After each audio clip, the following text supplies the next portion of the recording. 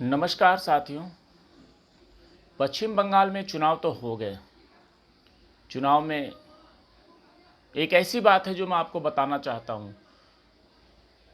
कि आप सुन करके बहुत ही आश्चर्य करेंगे।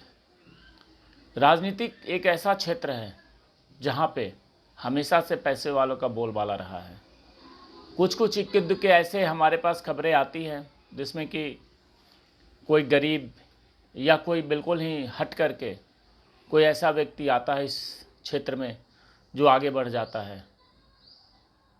अभी राजनीति की बातें इसलिए हो रही है कि 5 राज्यों के चुनाव कल संपन्न हुए हैं और 5 राज्यों के चुनाव जीत हार तो देखिए ये राजनीति है, कोई जीतता है कोई हारता है, ये चलता रहता है। पश्चिम बंगाल में ममता बनर्जी ने अच्छा प्रदर्शन किया, वहाँ की जनता ने उन पर भरोसा जताया। लेकिन जो एक मुख्य बात जो मैं आपको बताना चाहता हूँ वो काफ़ी अलग है।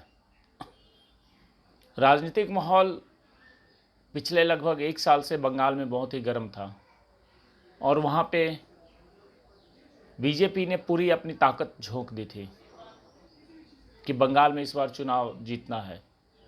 लेकिन कहीं न कहीं बंगाल की जनता ने ममता बनर्जी पे भरोसा जताया और ममता बनर्जी को दोबारा मुख्यमंत्री के रूप में चुना। अब जो मैं आपको बात बताने वाला हूँ वो ये है कि भारतीय जनता पार्टी ने एक ऐसा उम्मीदवार जो कि दिहाड़ी मजदूर की पत्नी थी, उसका नाम है चंदना बावरी। चंदना बावरी को भाजपा ने टिकट दिया। दिहाड़ी मजदूर, आप सोच सकते हैं कि दिहाड़ी मजदूर क्या राजनीति करेगा, कमाएगा खाएगा या राजनीति करेगा।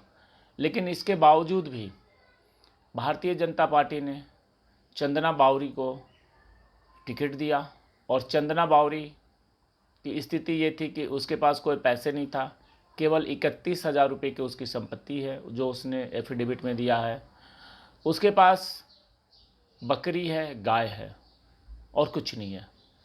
लेकिन इसके बावजूद भी बीजेपी ने उन्हें टिकट दिया और सबसे आश्चर्य की बात है कि चंदना बावरी को वहाँ की जनता ने पूरा समर्थन दिया और चंदना बावरी ने टीएमसी के उम्मीदवार को 4,000 वोटों से हरा दिया।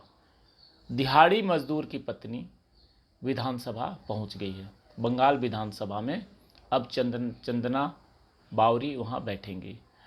ये सोशल मीडिया पे कहानी काफ़ी वायरल हो रही थी क्योंकि ये बात ही ऐसी है कि एक मजदूर की पत्नी जिसने कभी सोचा भी नहीं होगा कि वो राजनीति की तरफ ही देखेगा, क्योंकि उसे तो अपना पेट भरना है, उसे तो अपना घर चलाना है। तो घर चलाने और पेट भरने से फुर्सत मिले तब तो कोई राजनीति की तरफ देखे। लेकिन ये अलग है और ये बीजेपी की भी कहानी अलग है कि बीजेपी ने उसे टिकट दिया और चंदना बावरी आज विधानसभा में है। जय हिंद।